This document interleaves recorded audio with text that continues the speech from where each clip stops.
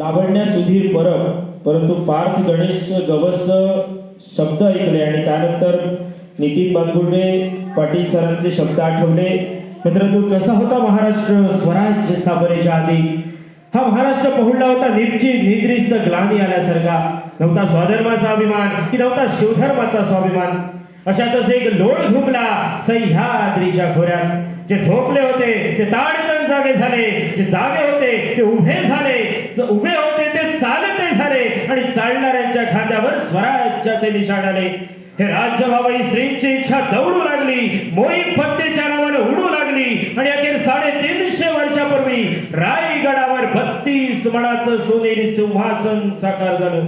सकल गुणमंडित लक्ष्मी अलंकृत राजदार धुरंधर प्रौढ प्रताप पुरंदर श्रीमंत श्री श्री श्री छत्रपती शिवाजी महाराज की जय ही किलकारी रायगडाच्या कणाकणाला, मराठ्यांच्या मनोमनाला आणि काळाच्या क्षणाक्षणाला भेदून गेली.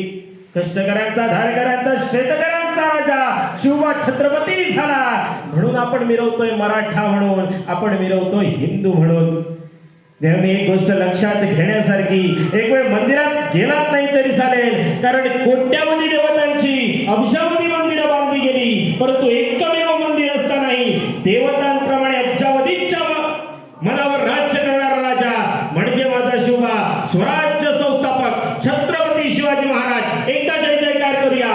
प्रौढ प्रताप पुरंदर क्षत्रिय कुलावतंस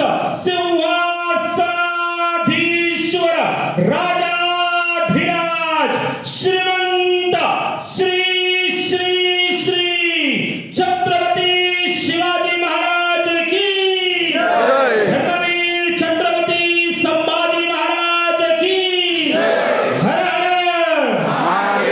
धन्यवाद. यानंतर